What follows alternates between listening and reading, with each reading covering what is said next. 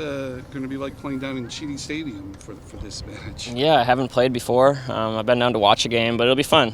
Whether you're playing Starfire, Cheney Stadium, CenturyLink, it's a chance to play soccer, which is always a good thing. What do you like about the Open Cup?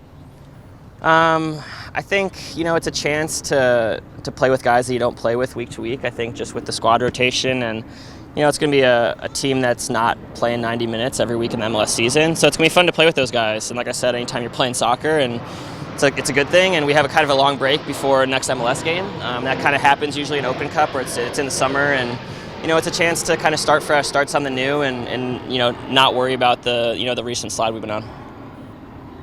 With communication being such an important factor in soccer, how difficult is it to just have a rotating squad or players that maybe don't play a lot of minutes? Yeah, I think, even though, guys maybe not playing 90 minutes every game MLS, you're still practicing with them every day. So I think, these guys that are playing tomorrow, I have a good idea of what their tendencies are, what they like to do, what they don't like to do, because, 6 of the days of the week you're playing with them. So it'll be fun.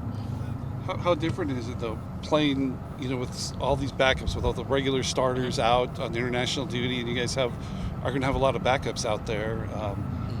Yeah, I think, the good thing about Seattle is, even our backups are good. For me, if everyone's healthy, I'm probably not going to be starting. So for me, it's the same thing. It's an opportunity to show myself. It's an opportunity for all those guys to show themselves that, they deserve more minutes once everyone comes back from international duty. Knowing that it's Portland, do you feel like the group, the locker room is a little bit more amped up about this game? Yeah, I think, it happens a lot in Open Cup where you end up playing Portland just geographically. So I think for us, anytime you're playing them, no matter who's playing for their team, it's the same thing. It's going to be a big game, and I'm sure a crowd will be into it. So, yeah, you feed emotionally off that for sure. Having started off with the Fire, yeah. I mean, you've played for two teams that have had among the most historical success in the Open Cup. Do you think it changes your own sort of relationship with the tournament, maybe compared to some other people that have? Yeah, I think there's that expectation for both clubs that they're going to do well in it. That doesn't necessarily happen every year, but I think there's still that expectation going into it that you're going to go far, and every team approaches it differently. Some kind of take it as a way to rest and not necessarily try 100%. But Chicago and Seattle, it's not like that, and I think no matter who's playing, there's that expectation to go out and win. Sure. The coach just said that you guys here to win every trophy. So if you guys don't advance to the next round, will it be like a failure for the club? Yeah, I mean, you're not going in with the expectation you're going to lose. So for sure, I think for us, you're trying to win the game. You're going to do everything you can to win the game to prepare.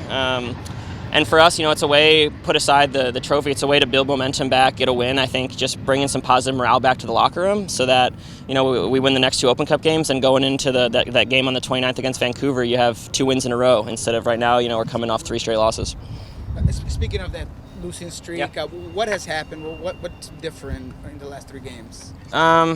It's hard to say one thing for sure. I think, combination playing, on the road, traveling a lot, guys being gone, I think that's still not necessarily an excuse. I think the first, the Kansas City and the Dallas game, we just came out in the first 30 minutes and played poorly. I think Montreal, we put ourselves in a position to win the game, and, unfortunately the last 15 minutes, we figured out a way to screw it up ourselves. But I think, for us, it's one of those things. It's hard to say, hey, we've done this one thing wrong or we're doing this one thing wrong. I think it's just a collective belief and confidence that, when one thing starts to go wrong, it seems like everything's kind of against you. And all it takes is one, whether it's the Open Cup or the game on the 29th, it takes one, positive game to build confidence back. And then it's like the last 2 years where all of a sudden you're rolling again. So, yeah. Harry, I got a question for you. Yeah. Did you watch basketball? I do. Okay. Just want to kind of bring a different perspective.